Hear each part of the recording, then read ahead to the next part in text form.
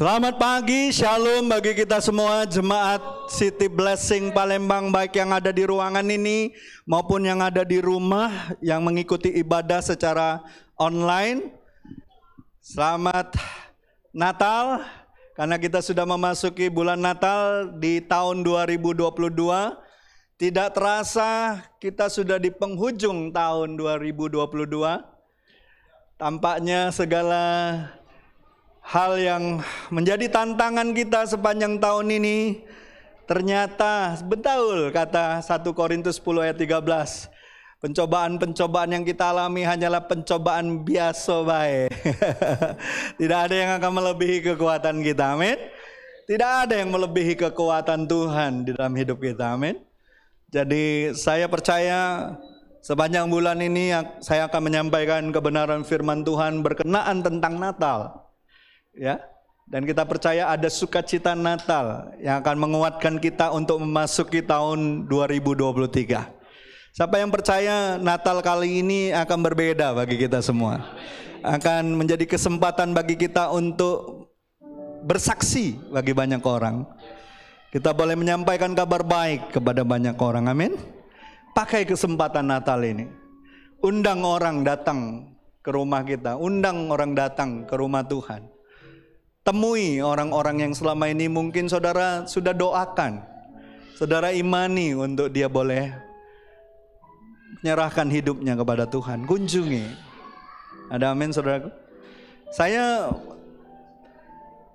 Sebelum saya lanjutkan khotbah saya mungkin mau menyambut orang yang baru pertama kali datang beribadah ke tempat ini. Angkat tangan di tempat saja, Pak.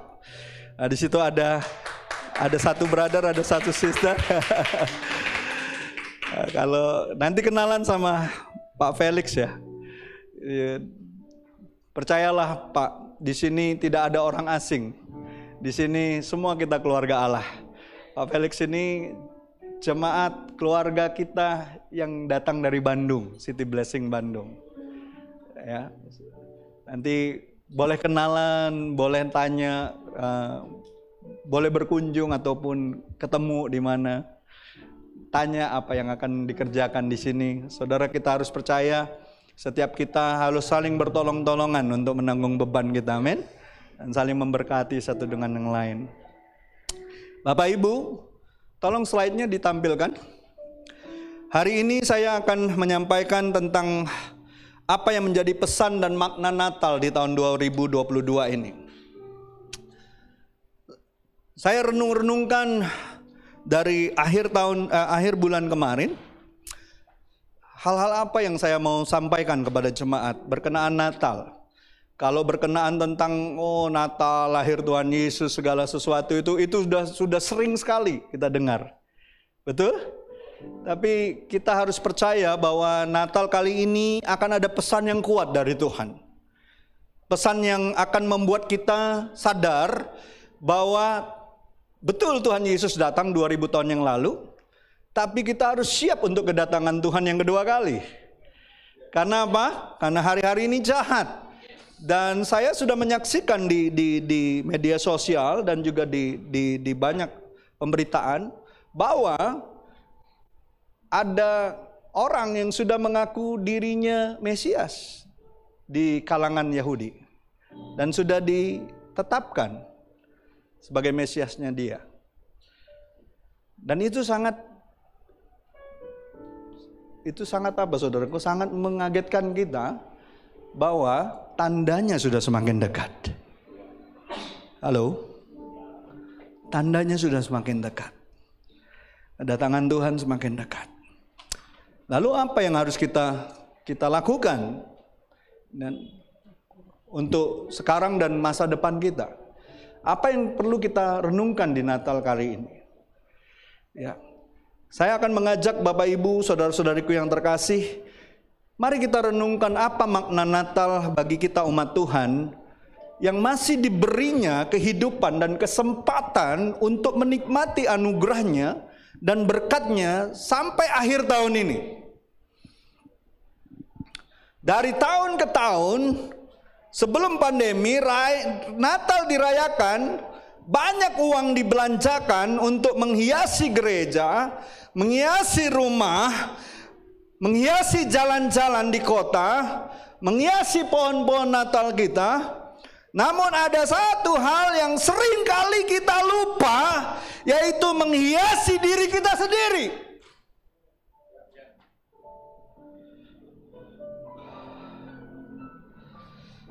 Dan kita tahu perhiasan untuk diri kita sendiri bukan perhiasan yang tampak di luar. Dan kita lihat apa kata 1 Petrus 3 ayat 3 dan 4. Kita baca sama-sama karena ini cuma 2 ayat. Sudah sampai di situ? Kalau yang bawa Alkitab ataupun Alkitab. Kalau nggak bawa, lihat ke depan saja. Kalau matanya nggak rabun jauh, bisa baca sama-sama. 2, 3. Perhiasanmu janganlah secara lahiriah, yaitu dengan mengepang-epang rambut, memakai perhiasan emas, atau dengan mengenakan pakaian yang indah-indah. Tetapi perhiasanmu ialah manusia batinia yang tersembunyi dengan perhiasan yang tidak dapat binasa, yang berasal dari roh yang lemah lembut dan tentram dan berharga di mata Allah. Halo, saya pernah ketemu seorang brother. Mungkin masa lalunya begitu kelam. Saya yakin dia begitu kelam masa lalunya. Karena dari seluruh tubuhnya, dari leher sampai ke mata kaki, semua tatuan. Dan saya tahu dia punya masa lalu itu sangat kelam. Dia salah satu bandar narkoba di Indonesia ini, dan separuh kota Jakarta itu suplai narkobanya dari kelompoknya dia. Tapi waktu pertama kali saya kenalan sama dia, salaman sama dia, mengenalkan diri, saya lihat matanya. Firman Tuhan katakan apa? Mata adalah jendela hati. Halo? Kalau matamu gelap, maka gelaplah seluruh mata, seluruh tubuhmu. Saya tatap matanya. Baru kali itu saya merasakan orang yang begitu sangarnya, begitu tampak luarnya itu nggak meyakinkan kalau dia itu seorang hamba Tuhan. Tapi ketika saya lihat matanya, saya merasakan damai dari Tuhan. Ada kasih dan belas kasihan. Ada spirit of compassion. Roh yang punya belas kasihan. Dan saya tahu beliau ini sampai sekarang, dia tidak melayani hanya di 4 tembok gerejanya. Dia melayani di penjara-penjara, dia melayani anak-anak jalanan, dia melayani orang-orang ex-narkoba. Karena dia pernah mengalami hal yang sama. Saudara, saya percaya dia menghiasi batiniah dia dengan perkara-perkara yang kekal yang dari Tuhan. Ada istilah di kalangan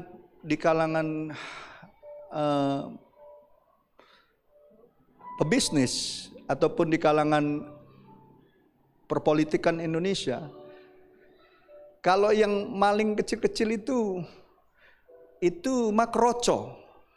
Yang mengerikan adalah penjahat-penjahat berdasi. Yang kelihatannya tampan, yang kelihatannya punya pendidikan tinggi, punya jabatan sebagai anggota, kehormatan. Tapi justru mereka lah penjahat-penjahat sesungguhnya. Jadi betul, Alkitab katakan betul sekali. Perhiasan kita seharusnya bukan yang tampak luar ini. Perhiasan kita seharusnya ialah manusia batin yang di dalam ini. Yang tersembunyi, perhiasan yang tidak dapat binasa. Bayangin saudara punya perhiasan yang gak bisa binasa. Halo. Yaitu berasal dari roh yang lemah lembut. Kita tahu siapa yang bicara. Belajarlah daripadaku, karena aku lemah lembut dan rendah hati, maka jiwamu akan mendapatkan ketenangan. Kita tahu roh itu dari mana. Jadi sebenarnya manusia batinia kita, itulah yang terpenting yang harus kita maintain seumur hidup kita. Dan harus selalu punya koneksi dengan Sang Pemberi roh lemah lembut dan rendah hati itu, yaitu Yesus. Amin. Kalau orang gak punya koneksi lebih dalam sama Tuhan, percayalah, sekuat apapun kelihatannya kerohanian kita, ketika dapat tantangan, dapat masalah, kita akan gampang sekali goyang. Gampang sekali patah semangat, gampang sekali mundur. Hati-hati saudaraku, gampang sekali marah, gampang sekali kecewa. Makanya penting sekali kita ngalamin Tuhan setiap hari. Baik itu melalui firman, baik itu melalui doa, baik itu melalui pernyataan-pernyataan Roh Kudus dalam hidup kita. Karena ada anak sekolah minggu sering gak nyanyi. Ingat gak waktu kita sekolah minggu, nyanyinya lagu apa? Baca kitab suci, doa tiap hari, doa tiap hari, doa tiap hari. Baca kitab suci, doa tiap hari kalau mau tumbuh. Bilang sama sebelahmu, kalau mau tumbuh, kalau mau tumbuh, glory haleluya. Baca kitab suci, doa tiap hari kalau mau tumbuh.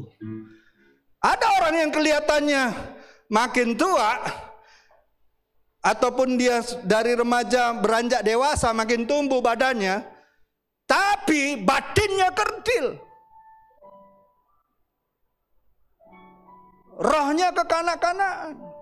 Makanya gampang kecewa, gampang marah, gampang stres. Halo? Saudara mau gak kita mengalami yang namanya dimensinya Tuhan? Hidup ini bukan dimensinya manusia sebenarnya. Seharusnya kita masuk ke dalam dimensinya Tuhan. Yaitu kenyataan bahwa roh kita butuh diperbaharui setiap hari. Amin.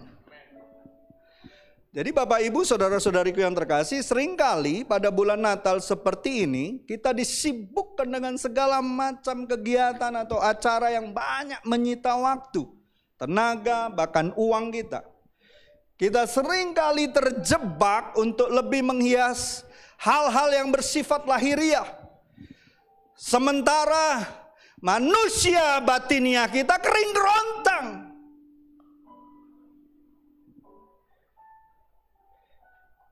Bukankah Yesus sering mengingatkan orang-orang Farisi dan Saduki? Tolong slide-nya, lanjut.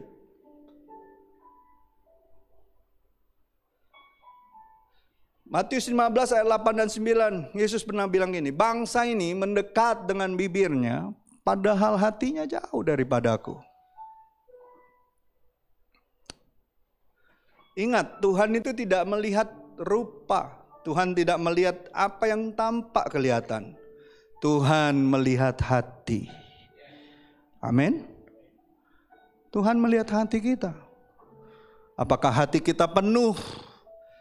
Ya, penuh dengan kerinduan untuk selalu dekat dengan Tuhan.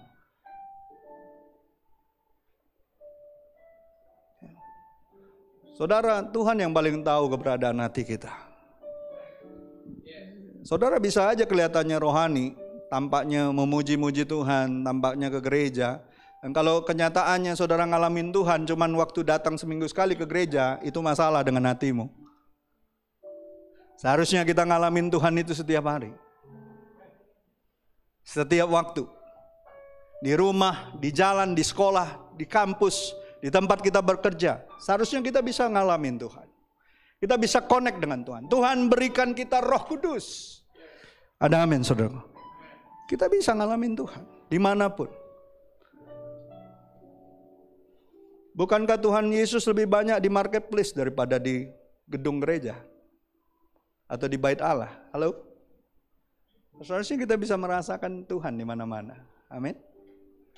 Lalu apa dia katakan lagi yang lain? Lihat di Matius 23, 25 sampai 27, ayat 25 sampai 27. Celakalah kamu, hai ahli-ahli Taurat dan orang-orang Farisi, hai kamu orang-orang munafik.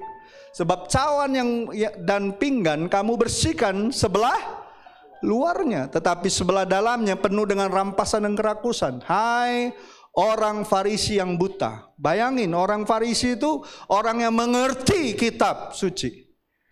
Dibilang buta oleh Tuhan Yesus. Karena apa? Karena mereka tidak lagi bisa melihat Sang Firman itu sendiri ada berdiri di depannya. Tidak ngalamin Tuhan. Cuma mengerti logos, cuma mengerti kata-kata firman, tapi tidak ngalamin Sang Firman itu. Ya. Bersihkanlah dulu sebelah dalam cawan kamu. Hai ahli-ahli Taurat dan orang-orang Farisi, hai kamu orang-orang munafik.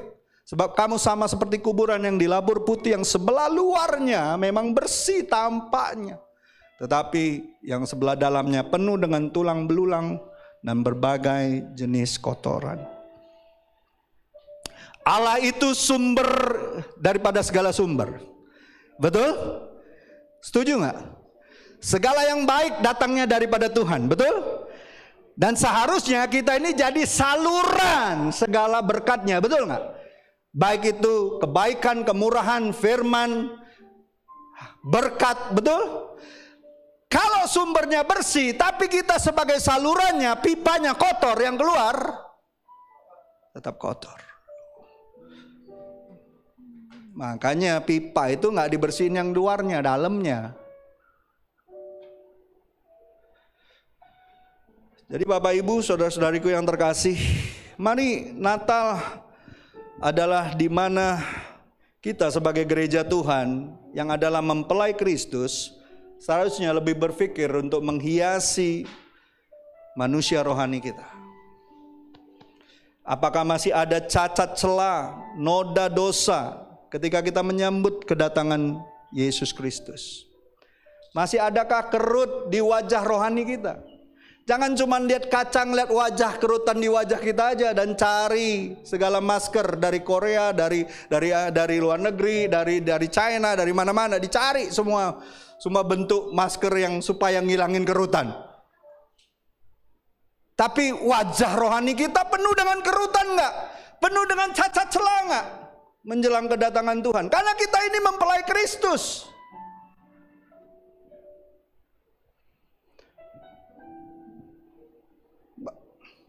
Sudah layakkah kita tampil di pelaminan dalam acara pesta perkawinan anak domba? Ya, nggak kebetulan, nggak lama lagi ada saudara kita yang akan menikah. Ya. Makanya bagi saya, bagi yang mau menikah, jauh lebih penting persiapan batiniahnya, persiapan firman Tuhannya daripada cuma 2 jam pemberkatan dan resepsi. Karena perjalanannya akan seumur hidup. Bagi saya nggak main-main itu persiapan. Nggak ada istilahnya mau persiapan pernikahan cuman ketemu bimbingannya sekali 2 kali. 3 bulan paling sedikit. Karena kau akan mempersiapkan seumur hidupmu sampai maut memisahkan. Dan kita sebagai mempelainya Kristus dipersiapkan seumur hidup. Supaya apa? Nanti ketika kita dijemput oleh Tuhan sebagai mempelai laki-laki, apakah kita layak untuk masuk dalam pernikahan anak domba? Itu yang harus kita renungkan. Jangan sampai kita jadi 5 gadis bodoh. Baiklah kita menjadi gadis-gadis yang bijaksana. Amin. Jadi Bapak Ibu, saudara-saudariku yang terkasih, ada beberapa pesan Natal yang mau saya sampaikan. yang perlu kita renungkan bersama-sama. Yang pertama, Natal adalah kelahiran Yesus Kristus ke dalam dunia secara jasmani.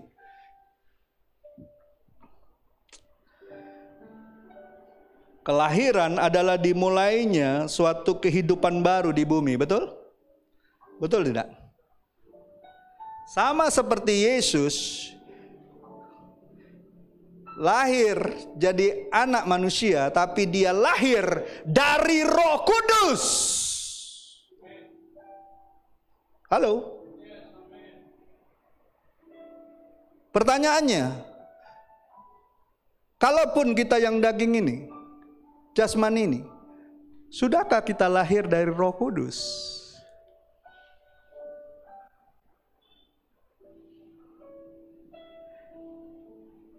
Sehingga ada satu realitas kehidupan, kalau kita lahir dari Roh Kudus, Allah bekerja dalam hidup kita.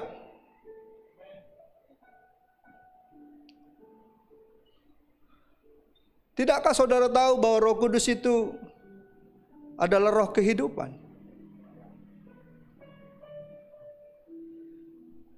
Makanya waktu kita menerima Yesus sebagai Tuhan dan Juru Selamat, Rasul Paulus melalui surat Korintus mengatakan bahwa kita ini ciptaan yang baru, di mana semua yang lama telah berlalu. Kehidupan Kristus itu datang dan nyata dalam hidup kita. Makanya Yesus bilang apa sama Nikodemus? Coba lihat Yohanes 3 ayat 1 sampai 5. Ada seorang Farisi yang bernama Nikodemus, seorang pemimpin agama Yahudi. Ia datang pada waktu malam kepada Yesus dan berkata, "Rabi, kami tahu bahwa engkau datang sebagai guru yang diutus Allah, sebab tidak ada seorang pun yang dapat mengadakan tanda-tanda yang engkau adakan itu jika Allah tidak menyertainya." Yesus menjawab katanya, "Aku berkata kepadamu, sesungguhnya jika seorang tidak dilahirkan kembali, ia tidak dapat melihat kerajaan Allah." Artinya apa? Kalau kita nggak lahir dari Roh, maka pada kenyataannya Tuhan nggak akan bekerja apa-apa dalam hidup kita. Kita nggak akan melihat kerajaan Allah itu atau melihat bentuk kerajaan Allah, bukan. Kerajaan Allah berbicara apa? Damai sejahtera, sukacita karena Roh Kudus, dan apa? Kebenaran. Nggak akan bisa kita melihat itu semua. Lalu dibilang apa? Kata Nikodemus kepadanya, "Bagaimana mungkin seorang dilahirkan kalau ia sudah tua?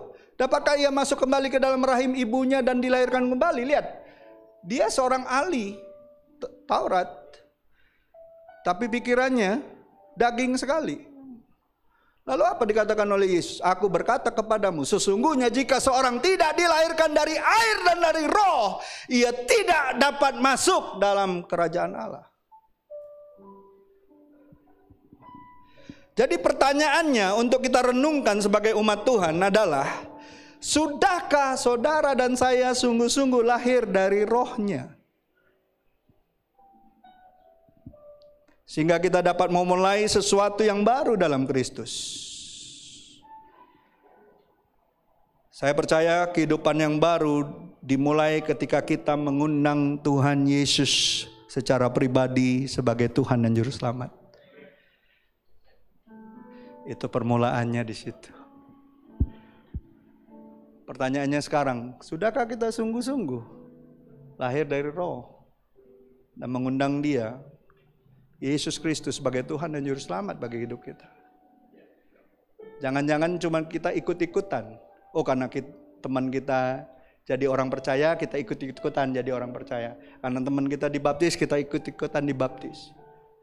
Saya mau pastikan jemaat ini tidak ada yang ikut-ikutan. Saudara harus memastikan dirimu, pribadimu, secara pribadi dengan penuh kesadaran bahwa engkau harus lahir dari Roh dan menerima Yesus sebagai Tuhan dan Juru Selamatmu. Bukan karena ikut-ikutan, bukan karena tekanan, bukan karena disudutkan dosamu. Kau harus punya kesadaran bahwa kau butuh lahir kembali dari Roh. Natal ini kita harus ingat, manusia batiniah kita hanya bisa dihiasi oleh Tuhan waktu kita sudah membuka diri kita untuk rohnya bekerja. Amin. Itu yang pertama. Yang kedua, Natal memberikan kita pengharapan. Kelahiran Tuhan Yesus di bumi memberikan suatu pengharapan bagi manusia yang hidup dalam perbudakan dan dijajah oleh dosa dan kematian. Ingat, Tuhan Yesus tebus kita manusia. Ya. Dia tebus kitanya, manusianya, dari perbudakan dosa. Dia tebus dengan darahnya.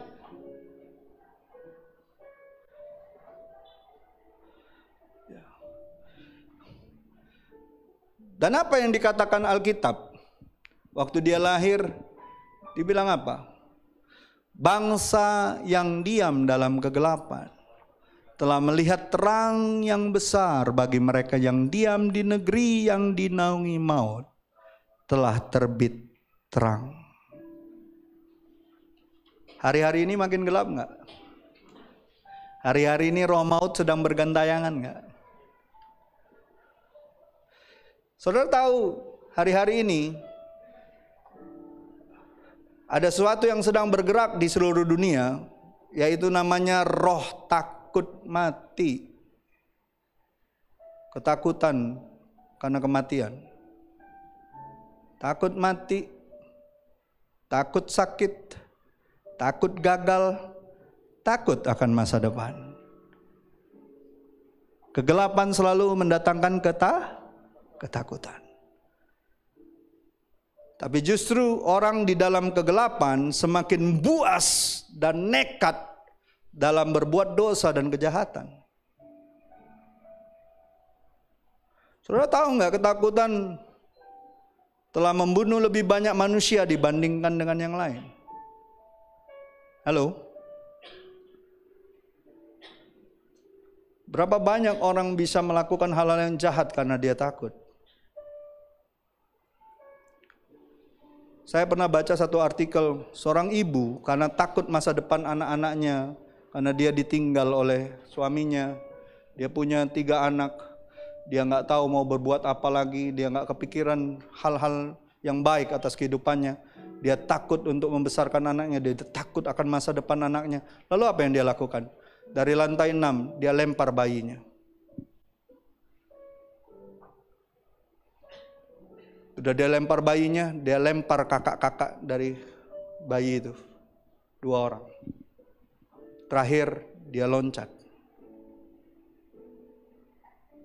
Bayangkan, orang karena ketakutan bisa melakukan hal-hal yang begitu mengerikan.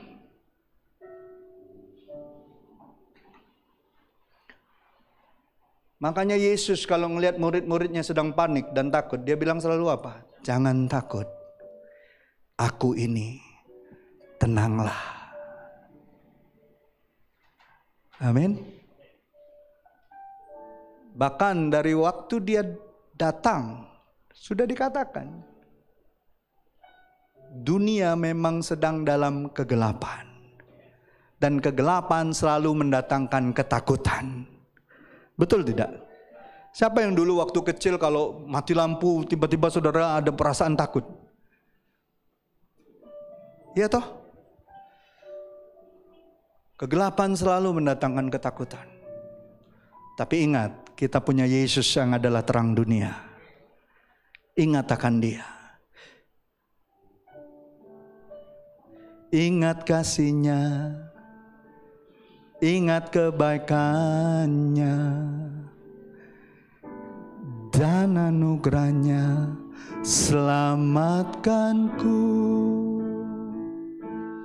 Sebab kasih-Nya setinggi langit, kasih setia Allah pada kita. Apa? Besar kasih Allah atas kita. Aku takkan lupa kasih-Nya. Aku takkan lupa anugerah-Nya.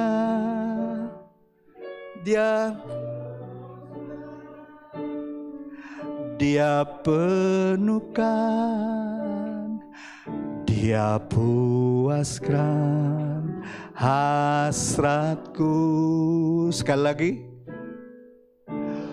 Besar kasih Allah ada kita. Di dalam kasih tidak ada ketakutan. Ada amin saudaraku. Apapun yang kau lihat kenyataan harus selalu tunduk di dalam kebenaran Tuhan. Wah, cuman sedikit yang bilang amin. Sekali lagi saya mau kasih tahu, kenyataan sepahit, seburuk, setidak nyaman apapun yang kita alami, itu harus tunduk di dalam kebenaran.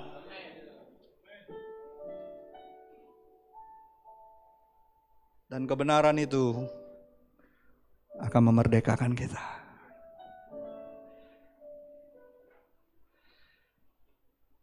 Tidak ada masalah, tidak ada ketakutan lebih besar daripada kasih Allah bagi kita.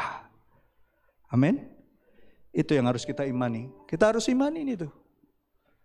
Memasuki tahun 2023, banyak orang katakan, oh krisis ini, krisis ini, krisis itu. Baca Kejadian 26, dikatakan apa? Kekeringan ataupun kelaparan itu bukanlah yang pertama kali, tapi Ishak menabur di masa-masa kekeringan. Dan dia mengalami berkat. Dan dibuat Tuhan makin diberkati, makin diberkati. Dan di Kejadian juga dikatakan, selama bumi masih ada, akan ada masa menanam dan menuai. Gak usah pusing dengan berita. Jangan jadi orang Kristen ikut-ikutan ngomong seperti ahli-ahli ekonomi, ahli-ahli politik itu. Masa kegelapan, masa kelaparan, malah nambah-nambahkan ketakutan. Pegang firman Tuhan selama bumi masih ada. Dan kau masih pegang cangkul, kau pasti bisa makan. Makanya Pak Jokowi itu hebat. Tidak ada pemimpin dunia yang ikut G20 tidak pegang cangkul. Dia buat itu supaya pemimpin-pemimpin dunia ini tidak memberitakan soal ketakutan. Tapi selama bumi masih ada, selama kita mau bekerja, selama kita tidak malas, kita pasti bisa makan. Amin. Ada amin? Di sini ada orang tua yang bilang sama saya, Pastor, saya mungkin sudah pensiun, kerjaan ini kerjaan yang biasa saya lakukan di kantor, di perusahaan. Tapi setelah pensiun saya nggak mau berhenti bekerja. Nyangkul, Pastor. Bagus, kita bilang. Saudara tahu nggak itu makna filosofisnya luar biasa itu. Pemimpin dunia megang cangkul disuruh nanam itu. Itu Pak Jokowi itu memang top. Itu filosofi Jawa itu. Mama saya almarhum orang Jawa. Mama saya bilang kalau kau masih pegang cangkul, masih ada tanah kau bisa olah, nggak mungkin kau kelaparan. Halo? Ada amin, saudara? Jadi jangan ikut-ikutan, wah dibesar-besarin. Masih ada bumi, kau pegang tanah masih kotor tanganmu dengan debu tanah. Berarti masih ada kesempatan kau akan makan. Bahkan untuk memberkati orang lain. Jangan besar-besarin ketakutan. Besarkan Tuhan. Pujilah Tuhan. Gimana lagunya? Bukan. Langit dan bumi, pujilah Tuhan. Sebab Dia ciptakan segalanya, keagungannya mengatasi langit bumi. Apa? Ku puji, ku sembah, ku puji, ku sembah Yesus Tuhan dan Rajaku. Ku puji, ku sembah, sambil nyangkul tapi. Amin. Siapa yang percaya selama bumi masih ada, kau masih makan? Bilang sama sebelahmu, kau masih makan. Nggak ada krisis-krisis makan, kau pasti masih bisa makan. Kau masih bisa diberkati. Amin. Nggak ada ceritanya. Selama bumi masih ada, kata Alkitab. Waktu saya dapatkan firman itu, wah, melonjak-lonjak saya. Karena yang kita baca berita, nggak ada kabar baik di luar sana itu. Man, Alkitab memiliki kabar baik. Firman Tuhan memiliki kabar baik. Ya. Jadi Bapak Ibu, Yesus datang memberikan pengharapan untuk hidup kita, masa sekarang ini, masa depan kita, bahkan sampai kekekalan. Yesaya 60 ayat 1 katakan apa? Ini waktunya bagi kita, bangkitlah menjadi teranglah. Sebab terangmu sudah datang dan kemuliaan Tuhan terbit atasmu. Saudara harus percaya dalam kehidupanmu, terang Tuhan itu terbit atasmu. Ada urapan Tuhan, ada kemuliaan Tuhan atas hidupmu. Jangan mengecilkan dirimu. Besarkan Tuhan dan percayalah kebesaran Tuhan akan mengangkat engkau dari kemuliaan kepada kemuliaannya. Betul, waktu kita ngadap Tuhan, biarlah Tuhan aku makin kecil, engkau makin besar. Tapi dalam menghadapi tantangan kehidupan, kita nggak boleh jadi orang yang memandang diri kita kecil. Bersama Tuhan, kita cakap menanggung segala perkara di dalam Kristus Yesus. Bersama Tuhan, kita lebih daripada pemenang. Bersama Tuhan, aku akan melakukan perkara-perkara yang besar. Perkatakan firman Tuhan, jangan disimpan. Keluarkan itu sebagai pernyataan imanmu. Maka kau akan lihat Tuhan akan menuntun jalanmu. Jangan pakai pikiran kita sendiri, jangan pakai cara kita sendiri, jangan pakai pengalaman kita sendiri, jangan andalkan manusia, jangan andalkan tren-tren sekarang. Andalkan firman Tuhan yang tidak pernah lekang oleh waktu dan masa. Andalkan firman Tuhan. Tuhan bilang bangkit, umat Tuhan bangkitlah. Biarlah terangmu memancar atasmu, kemuliaan Tuhan bersinar atas hidupmu. Karena terang itu sudah lahir di bumi ini, lahir di hati saudara, lahir di dalam gereja Tuhan, lahir di dalam setiap hati yang membuka hatinya bagi Tuhan. Tuhan tuh mau lahir di palungan hati kita. Tuhan mau lahir. Jangan keraskan hatimu. Kalau hari ini Tuhan mengetuk hatimu untuk tempat di mana Dia akan bersemayam, jangan keraskan hatimu, buka hatimu. Terima Dia sebagai Tuhan dan Juru Selamat. Kau akan melihat masa depanmu yang penuh pengharapan. Dia tidak pernah merancangkan rancangan kecelakaan. Dia merancangkan masa depan yang penuh pengharapan. Amin. Itu yang kedua, yang terakhir. Natal artinya memberi.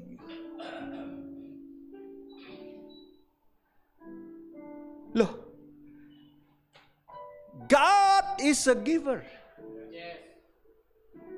Bapa di sorga, Allah Yahweh, Adonai, Elohim itu, Allah yang suka memberi. Kan firmannya jelas, Yohanes 3 ayat 16. Karena begitu besar kasih karunia Allah bagi kita. Kasih karunia itu apa? Pemberian. Anugerah. Kita yang gak pantas, kita yang gak layak, kita yang gak semestinya menerima. Dia beri anaknya. Dia beri yang terbaik. Anaknya yang tunggal. Kamu mau minta apa dari Bapa di sorga yang lebih besar daripada Yesus? Ada? Nggak ada. yang terbesar.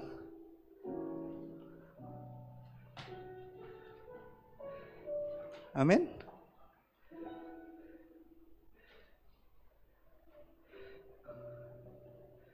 Yesus pemberian terbesar.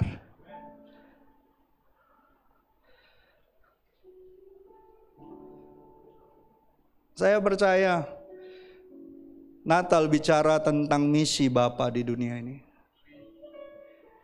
Bapa di sorga mengutus anaknya yang sekaligus misionarisnya ke dalam dunia, yaitu Yesus Kristus. Ketika orang Majus datang untuk menyembah dan memberi emas, perak dan mur 2000 tahun yang lalu, tapi Bapa menaburkan benih yang kekal, yaitu firman Allah yang telah menjadi manusia untuk datang ke dunia ini. Benih itu telah jatuh ke tanah dan mati, sehingga lewat satu benih itu lahir tuaian, yaitu seluruh umat Tuhan, saudara dan saya. Tetapi benih itu juga menghasilkan benih, yaitu kita semua. Dan misi Bapa bagi dunia ini, Dia sedang mencari benih-benih yang siap jatuh ke dalam tanah dan mati. Yohanes 4 ayat 35, 36 katakan, engkau berkata 4 bulan lagi tiba musim menuai. Tetapi aku berkata kepadamu, lihat sekelilingmu dan pandanglah ladang yang sudah menguning dan matang untuk dituai. Pertanyaannya, sudah siapkah saudara gereja Tuhan menuai jiwa yang menguning di tahun 2023? Atau lebih lagi pertanyaan saya, siapkah gereja untuk menjadi benih yang jatuh ke tanah dan mati? Siapkah kita?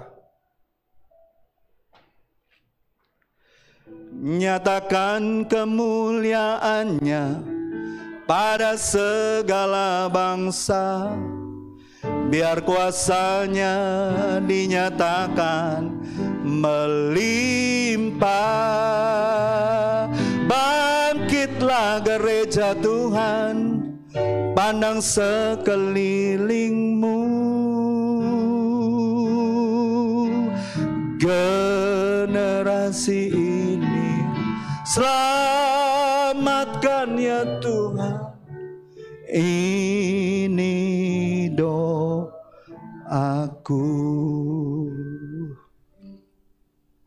Tanda-tanda telah nyata, hujan akhir telah tiba, Allah sedang mengelawat umatnya. Apa kata Tuhan? Ladang telah menguning, siap untuk dituai. Banyak jiwa menanti uluran tangan kita. Tuailah, tuailah sekarang. Mari kita nyatakan, nyatakan kemuliaannya atas segala bangsa, biar kuasanya dinyatakan melimpah. Bangkitlah gereja Tuhan, pandang sekelilingmu,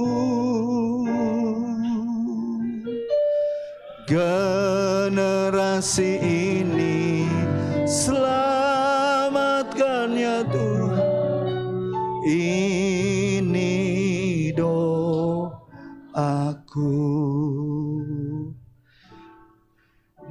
Sambil tutup mata, saya mau memberikan pertanyaan ini. Siapkah saudara menjadi penuai di ladang misi? Siapkah saudara menjadi seperti 3 orang Majus yang datang memberikan persembahan emas, kemenyan dan mur?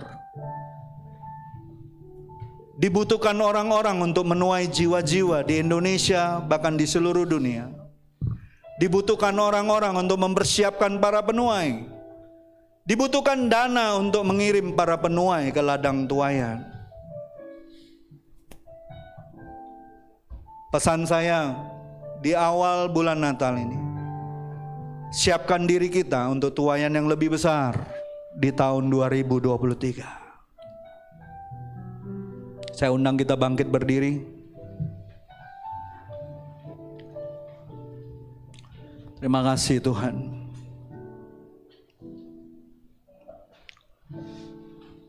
Terima kasih Tuhan.